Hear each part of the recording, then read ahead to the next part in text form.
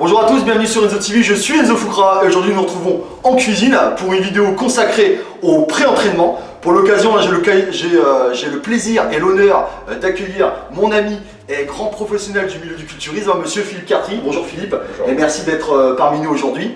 Donc pour ceux qui ne le connaissent pas, donc Philippe Cartry, comme je l'ai dit, est un préparateur d'athlètes, un coach sportif, préparateur d'athlètes de tout niveau, du débutant jusqu'au compétiteur, également coach en nutrition, mais également lui-même un compétiteur avec un palmarès qui force le respect. Je n'ai pas peur de le dire. Donc Philippe Cartry, tu fais partie de l'équipe de France de bodybuilding naturel, fédération naturelle. Donc ton palmarès, donc tu as été champion du monde en 2009, champion de France en 2007 et en 2012, vice-champion de France en 2008, 2009 et 2013. Et enfin tu as fait deuxième place à Musclemania Miami et Milan en 2010. Donc voilà les amis, encore une fois, de très très bons conseils qui vont vous être prodigués. Philippe, encore merci de ma part et de la part de tous ceux qui vont nous regarder et de toute l'équipe. Donc aujourd'hui, donc le pré-entraînement.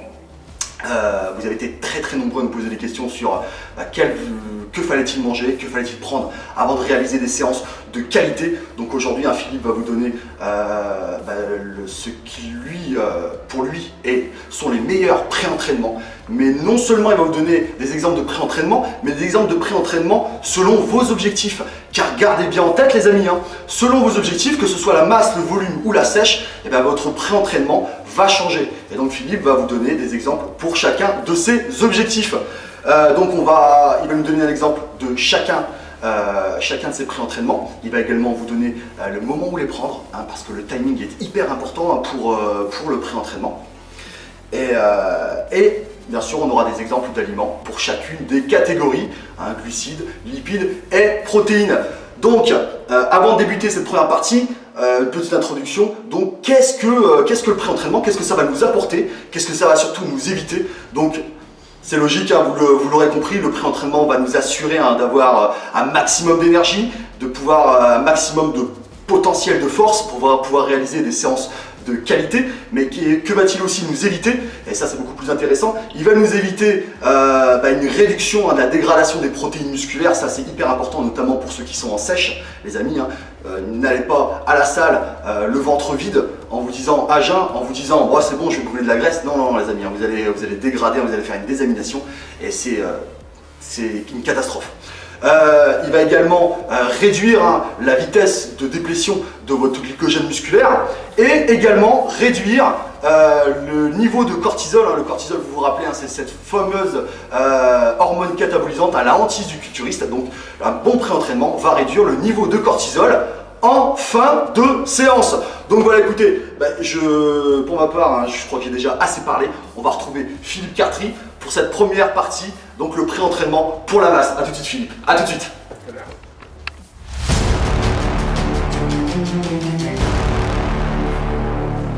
De retour pour cette première partie sur le pré-entraînement pour les personnes qui sont en prise de masse. Donc Philippe, quel est selon toi le pré-entraînement entre guillemets idéal pour une personne qui veut prendre de la masse? Et à quel moment doit-il le prendre? À toi Philippe. Donc idéalement 1 heure avant le training.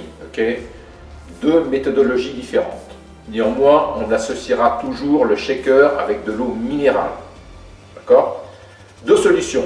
Soit je prends 50-50, c'est un produit tout fait, autant de protéines que glucides intérieurs de cette protéine-là. Deuxième version, pour les gens qui ont peut-être un petit peu de moyens, qui au quotidien consomment de la whey, j'associe la whey avec un flocon d'avoine qui va être un indice glycémique moyen. Ou troisième solution, pour les questions pratiques, pour certaines personnes, je peux associer effectivement 300 g de fromage blanc, d'accord, qui vont apporter 27 g de protéines, avec aussi des sucres indices moyens. Typiquement, c'est le cas idéal 1 heure avant l'entraînement. D'accord, ok Philippe. Donc, les flocons d'avoine, est-ce que je les fais cuire ou est-ce que je mets juste un petit peu de dessus? Est-ce que je les fais cuire ou pas? Alors effectivement, attention, parce que l'indice glycémique peut changer suivant le type de préparation du flocon d'avoine. Ouais. Je vais juste les mélanger, idéalement dans mon shaker ou dans mon fromage blanc.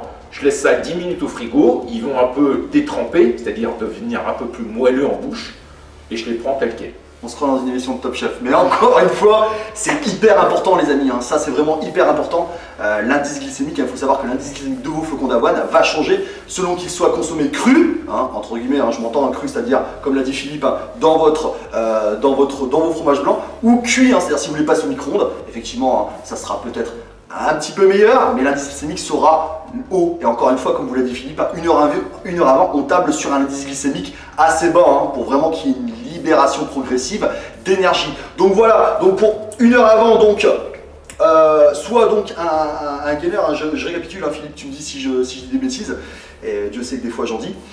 Donc soit un gainer, hein, à 50-50, c'est-à-dire 50% glucides, 50% protéines. Hein. Maintenant il y en a, contrairement au tout premier glucide qui était au premier gainer, vous vous rappelez, au travail Philippe, c'était... on était plus sur du 70% de glucides, hein, plus chargés en sucre et tout. Maintenant, on commence vraiment avec les gainers actuels à rééquilibrer un petit peu le ratio, ils sont de meilleure qualité. Hein. Ou alors, vous pouvez très bien prendre votre whey protéine avec des flocons d'avoine, ou pour les personnes qui n'ont pas les moyens d'acheter de la whey protéine, vous pouvez prendre votre fromage blanc, d'accord, avec vos flocons d'avoine. Donc une heure avant, voilà pour une heure avant. Est-ce que je dois prendre quelque chose juste avant d'aller à la salle? Voilà, donc une heure avant, on a pris ça, d'accord? Très rapidement, néanmoins, ces ingrédients-là vont libérer l'estomac. Le but, c'est de nouveau reprendre une petite collation 30 minutes avant le training pour ingérer de nouveau un booster. Booster, ça va être des sucres très rapides, soit donc une version fruits secs, raisins secs, abricots secs, ouais. D'accord? Idéalement, les abricots secs, je reviens là-dessus pour la jante féminine, parce que très chargé en potassium. Ok, ça c'est fait. J'associe aussi peut-être un autre booster qui va être intéressant pour le volume musculaire intracellulaire qui va être la créatine, à raison de 2,5 g mélangé avec du jus d'orange ou du jus de raisin. D'accord, on fait bien le mélange, il n'y a pas de souci, tout se passe bien. Et j'associe de nouveau le dernier ingrédient, la dernière complémentation qui vont être les BCA. On essaye de prendre une BCA de qualité, effectivement, sur ces trois acides aminés-là, l'indice de leucine en grammage sera le plus élevé possible. Donc voilà, hein, donc, ça c'est très important. Tu viens de répondre indirectement à une question qui m'est souvent posée. Hein. Enzo, lorsque j'achète des BCA, notamment les BCA en poudre, il y a 3 chiffres. Hein, entre chaque 2 petits points, 8-1-1, 4-1-1, 12-1-1, on arrive même au 12-1-1 actuellement. Vous avez votre réponse les amis. Hein. Ce premier chiffre, celui qui est le plus élevé, c'est la concentration en leucine. Et la leucine, comme l'a dit Philippe, est l'acide aminé essentiel le plus important pour tout ce qui est anabolisme musculaire, mais qui a besoin de l'appui de ses 2 amis pour vraiment marcher à plein régime. Mais gardez bien en tête que ce premier chiffre déterminera véritablement la qualité de vos BCA. Plus il sera élevé, mieux ce sera. Donc voilà, écoute Philippe, je te remercie pour ce pré-entraînement, hein, pour ces conseils précieux. On se retrouve tout de suite les amis pour le deuxième pré-entraînement, consacré cette fois-ci pour les personnes qui sont en prise de volume. À tout de suite Philippe. Allez, à tout de suite.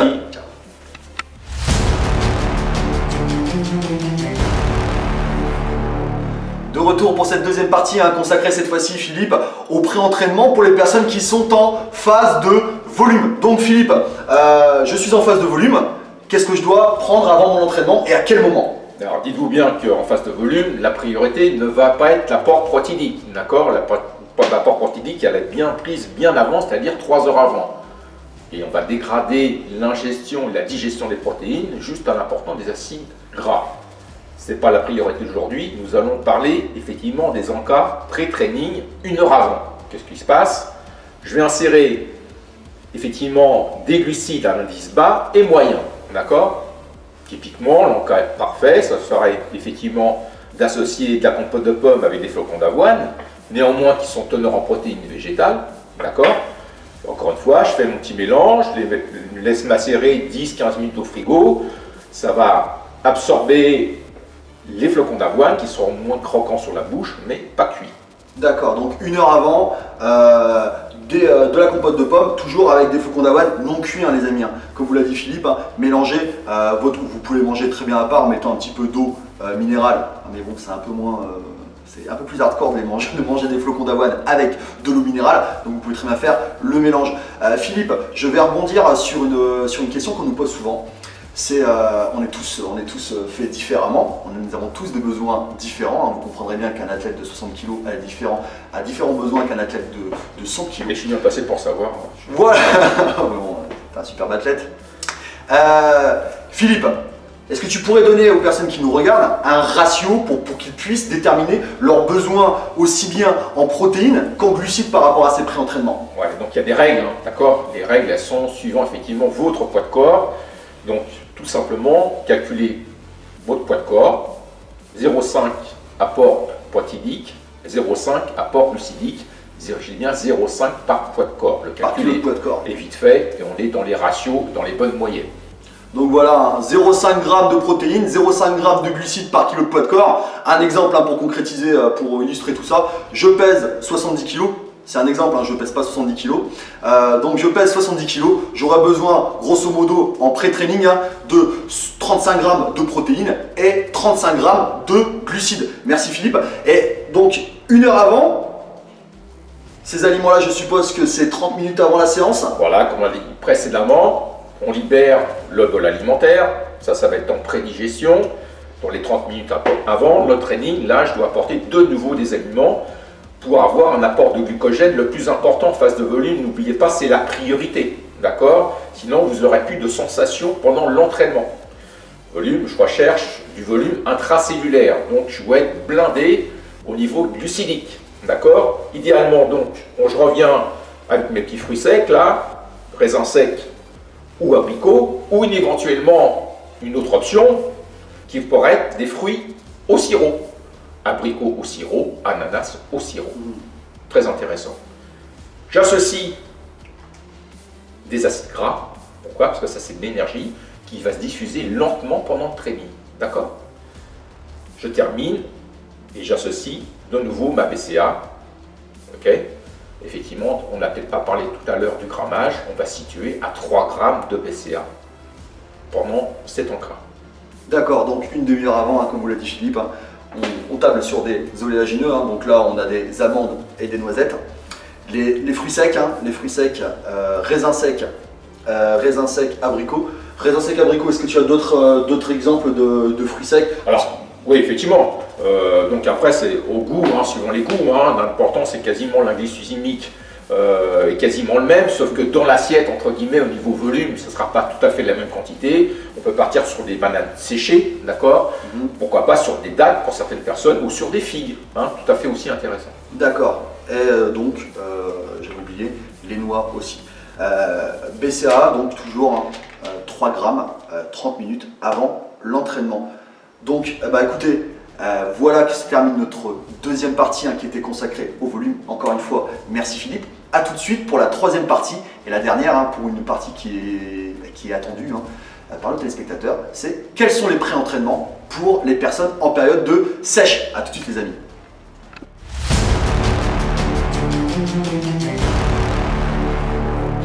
Nous nous retrouvons pour cette troisième et dernière partie consacrée au pré-entraînement, cette fois-ci pour les personnes qui sont en sèche. Donc Philippe, quel pré-entraînement préconises-tu pour les personnes en sèche et combien de temps avant la séance? Donc dit sèche, dit restriction de l'apport glucidique, notamment pendant le pré-work, d'accord? Donc attention à ça. Par contre, néanmoins, on peut utiliser des fruits à coque. On reste sur nos noisettes, sur les amandes, qui sont des acides gras, mais qui contiennent malgré tout des protéines végétales, d'accord? Version noix aussi très intéressante. Il faut savoir, les amis, que les lipides sont un condensé en énergie. Je vous rappelle qu'un gramme de lipides est égal à 9 calories, un gramme de glucides est égal à 4 calories. Donc ne pas négliger la teneur énergétique des aliments qui sont riches en lipides, qui sont hyper intéressants, notamment pour des phases où nous sommes, comme l'a dit Philippe, dans une restriction en termes de glucides. J'en sais quelque chose. Donc très intéressant, les oléagineux et les fruits à coque. Petit aparté. Ouais. Sachez bien que si vous êtes à la recherche de perte de masse grasse sous-cutanée, néanmoins au quotidien apportez des bons acides gras. Dès que vous êtes trop restrictif sur les acides gras, vous ne déstockez pas sous-cutané. Merci cette précision Philippe. Qu'est-ce que c'est que ça Philippe? Donc, intéressant aussi, on peut engendrer, effectivement, utiliser un booster, soit type traditionnel, c'est-à-dire du commerce, il y a des produits un peu miracles, C4, Red Waller, pour ne pas les nommer, Jack 3D et compagnie, d'accord? Après, pour les questions de moyens, on peut tout simplement se le fabriquer nous-mêmes, ce booster, qui va être associé avec de la caféine, idéalement parti sur du café vert, qui néanmoins reste antioxydant, on travaille un peu sur la qualité, associé du guarana, là c'est pour les faire d'assimilation, on va tout simplement accélérer l'assimilation, donc là c'est vraiment le booster, et on peut utiliser peut-être un peu aussi d'aspirine qui va être vasodilatateur. L'important c'est néanmoins, même si on est sans glucides, intramusculaire, qu'on continue à avoir un peu de sensation musculaire et vascularisée. D'accord. Donc en fait, grosso modo, on peut assimiler cette combinaison à une espèce de thermogénèse, Tout à fait. un thermostat. Le thermogénèse, je vous le rappelle, Philippe a cité, on n'est pas là encore pour faire de la publicité, mais c'est vrai que c'est celui qui est le plus utilisé à l'heure actuelle en guise de thermogénèse, le C4. Pas l'explosif, le thermogénèse. Donc ça va augmenter la température sensiblement. Attention, vous n'attendez pas à monter à des températures de 45 degrés. Ça va s'augmenter sensiblement la température du corps. Ça booste également le métabolisme. Comme l'a dit Philippe, l'aspirine va avoir un effet vasodilatateur. Donc boost du métabolisme, on brûle un peu plus de calories durant la journée et durant notre training. Et il y a aussi l'effet boostant de la caféine qui est hyper intéressant. La caféine, je vous le rappelle, ou pour ceux qui ne s'en rappellent pas, la caféine hyper intéressant parce que la caféine va vous apporter vraiment un petit plus en termes de potentialisation de force qui peut être intéressant en sèche, car rappelez-vous, en sèche on essaie quand même au maximum de continuer à travailler lourd les amis, continuer à travailler lourd en sèche pour vraiment garder un maximum de masse musculaire. Mais ça va augmenter également votre concentration. Et Dieu sait, lorsque nous sommes en période de sèche, Philippe peut vous le dire, je peux vous le dire, lorsqu'on a une restriction en sucre, la concentration n'est plus réellement au rendez-vous. Donc ça peut nous aider la caféine. Et ça réduit sensiblement les courbatures en fin de séance. Donc voilà, un thermostat intéressant, un booster comme l'a dit Philippe, que vous pouvez faire vous-même. Allez-y, mollo quand même sur les dosages. Mais bon, ça reste quand même assez safe. Et enfin, Philippe, les sempiternels BCA qui sont vraiment quasi là, partout. Donc les BCA au niveau du grammage. Alors on reste sur 3 grammes. Idéalement, on va partir sur un produit un peu dérivé qui serait la BCA powder, c'est-à-dire en poudre, d'accord, que je pourrais associer à mon eau toujours minéralisée, d'accord, que je peux prendre tout au long du training. D'accord. Donc voilà, il y a un absent. C'est la créatine. On l'a eu pendant le volume, on l'a eu pendant la masse. Elle n'est pas là en sèche. Pourquoi Alors la créatine, c'est un peu délicat. Sachez bien qu'il y a 2 types typiquement de créatine. La créatine monohydrate, elle est très intéressante parce que, encore une fois, je fixe un peu plus l'eau sous-cutanée et intracellulaire, intramusculaire. D'où la sensation de volume pendant l'exercice. Malheureusement, encore une fois, on dégrade la qualité. Il y a une autre créatine qui pourrait être intéressante, ce qu'on appelle la créatine de Nana, sans être misogyne, qui va être la créatine qui sera déchargée en pH, qui s'appelle la créalcaline. D'accord ? Personnellement, je suis en phase de préparation, j'utilise effectivement cette créalcaline-là pour toujours avoir l'effet booster et l'effet de volume intracellulaire. Donc voilà, d'une pierre deux coups, Philippe vous explique un petit peu la différence entre la créatine et un monohydrate, celle qu'on trouve le plus souvent dans le commerce, et cette fameuse créalcaline qui a un léger surcoût qui coûte un petit peu plus cher, d'accord. Mais encore une fois, la créatine monohydrate, les amis, lorsque vous êtes en sèche, on l'évite parce qu'on a cette accumulation cette rétention d'eau qui va donner un effet un petit peu flou, d'accord, au relief musculaire. Donc quand on est en sèche, on perd, rappelez-vous, on essaie de perdre notre tissu adipeux, notre graisse, mais également c'est un combat contre l'eau sous-cutanée. Donc la créatine monohydrate à éviter lorsque vous êtes en période de sèche, ou tout du moins, comme vous l'a conseillé Philippe, prenez de la créalcaline. Donc voilà, écoutez, on a fait le tour les amis, on a fait le tour de ces 3 phases, de ces 3 objectifs, la masse, le volume et la sèche. Merci Philippe, merci infiniment pour ces conseils sur les pré-entraînements optimaux. Selon Philippe, hein, encore une fois, nous n'avons pas la science infuse, ce n'est pas une idée, voilà, c'est pas figé, hein, c'est pas cela ou rien, ce sont des conseils, d'accord, mais de très très bons conseils venant d'une personne que j'estime énormément, d'un côté parce que c'est mon ami, mais secondo parce que c'est une personne extrêmement compétente dans le milieu. D'ailleurs, si vous désirez contacter Philippe Cartry, hein, aussi bien pour des suivis que pour suivre ses pérégrinations, ses aventures, je mettrai le lien de sa page Facebook en description de la vidéo. Philippe, on te retrouve bientôt, très bientôt, car tu vas faire la finale France le 30 mai à Bordeaux. Ensuite, tu feras le Grand Prix à Minostar en Tchéquie. Selon tes résultats à la finale France, hein, il faut que tu fasses premier ou deuxième, mais pour moi c'est une formalité. Tu feras donc Europe en mi-juin, et enfin fin novembre, le gros challenge. Ouais. Le gros challenge, ça sera Monde à Barcelone. Et donc voilà, n'hésitez pas, suivez Philippe Cartry. De toute façon, nous aurons le plaisir, hein, si tu l'acceptes bien sûr, de revenir sur le plateau d'Enzo TV pour continuer à vous donner de précieux conseils. Et puis de suivre son évolution, mon évolution, car sachez les amis que pour la première fois, hein, je me suis laissé entre les mains d'un autre coach, c'est-à-dire que Philippe, actuellement, c'est lui qui me prépare. J'ai un shooting photo le 10 mars assez important. Donc c'est lui qui me prépare. Donc voilà, encore une fois, quelqu'un de qualité qui a accepté de venir sur le plateau pour vous donner ses conseils. Philippe, je te remercie. Et puis bon courage pour la suite. Ouais. D'ici là, je vous souhaite tous de très très bons entraînements. Encore une fois, si vous aimez la vidéo, n'hésitez pas, abonnez-vous. La semaine prochaine, on se retrouvera en survêtement, en salle, pour un exercice pour les quadriceps.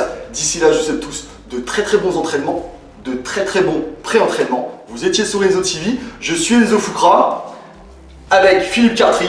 À la semaine prochaine les amis. Bye bye, ciao. Au revoir. Au revoir.